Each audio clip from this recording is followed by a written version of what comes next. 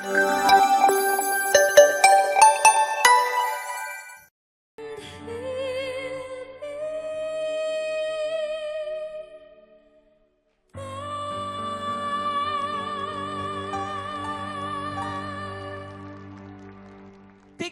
palakpakan naman natin, Jamie Auza! Hi, baby girl! Hello po. Ang cute-cute naman ng iyong... nakapang-dibo siya today. Dahil alam mo kung ilan taon na siya. Ilan taon? Oh, ilan taon ka na? 18 po. Dibo nga niya. Nung 18 ako, hindi ako dumaan sa ganitong itsura. Siyempre. Bakit? Naligaw ka. Naligaw ako. Oo. Pero, balita ko, doon sa school nyo, parang nagkaroon ng Battle of the Band, ikaw lumaban. Yes po. Representative. So, Bakit? sino ang nanalo? Nag-champion po kami. Yes! Ano bang pinanlaban mo doon? Rock? O etong kinanta mo? Ano po, rock po siya. Rock Ay, talaga. rock. Tapos ikaw, ang galing mo. Ang galing. Oo. Alam mo, Thank sa you mura po. niyang edad, dahil nanalo din siya sa pagbabanda niya, Mm. naging oportunidad niya yun para magkaroon ng trabaho. At ang trabaho niya ay event singer. Wow. So, ibig sabihin ba nito, yung mga pinakita mo sa amin, meron pang iba pa? Yes na. Wow. May boyfriend ka na. Wala. Wag na muna. Focus ko muna sa pag-aaral mo, sa pagkanta mo, sa career mo. Huwag gagagaya sa iba dyan. Oo, kasi, naku, sinasabi ko sa iyo, naku, ikaw. Sinasabi ko sa iyo. Ay, Pero ito ang ating mga inampalan lumalaban din sa singing contest natin. Tingnan natin kung ano masasabi nila. Darrell? Hi, Jamie. Hello. Alam mo, una kong napansin sa'yo yung voice quality. Gustong-gusto ko yung timbre mo, yung falsetto, yung pagka-airy. Ang sarap pakinggan. Parang very soothing. Nakaka-relax kang pakinggan, no? Siguro, ang comment ko lang is yung sa diction or yung enunciation. Kaya pang i-improve. Mas magiging effective kasi pag talagang nauunawaan namin yung sinasabi mo or yung kinakanta mo, mas nakaka-connect kami doon sa buong performance. So for me, yun yung something na pwede mong pagtuunan ng pansin, yung diction, yung enunciation.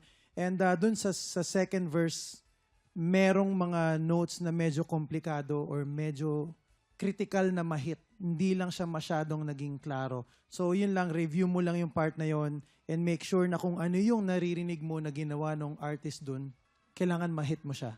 Yun lang. Thank you po. Yung kinanta mo kasing love story, masarap pakinggan pero napakahirap kantahin. Hana? Hi, Jamie. Ang pretty-pretty mo naman. Wala akong ibang masabi kundi ang ganda ng mga ginawa mo. Showcase mo, pinakita mo sa amin kung gaano ka-smart pagdating sa technique, sa placement. Kasi nag-falsetto ka nung una tapos bigla kang bumirit. Tapos falsetto ulit, which is mahirap. Hindi lahat kayang gawin yon. Pero sa'yo, parang ang dali-dali lang gawin. So, congratulations, Jamie. Thank you po. ngayon naman alamin na natin kung ilang stars ang ibinigay sa'yo ng ating mga inampalan. Jamie, eto na mga stars ko for you.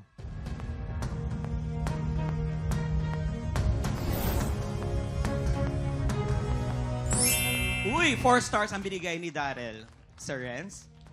Jamie, ang stars na binigay ko sa'yo ay...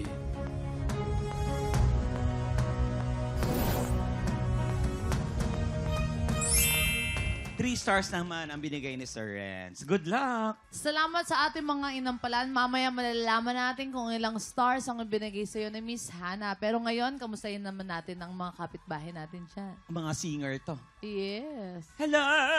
Hello! Si singer sabi ko. Diba? Tiktropa! Gusto mo rin bang i-represent ang trabaho o industriya mo? Tara na't mag-audition ka na. Tama, kaya kung ikaw ay 18 to 50 years old at talaga naman palaban ka sa kantahan, sugod na sa ating weekly auditions. Para sa kompletong detalye, i-follow lamang ang official Facebook page ng TikTok Lab. Go na mga tiktropa, mag-audition ka na! Sino kaya ang makakakuha ng mas maraming bituin at lalaban sa kampiyon natin na si Trish Ekat? Malalaman natin yan sa pagbabalik ng tanghalan ng kampiyon dito lang sa TikTok Lab!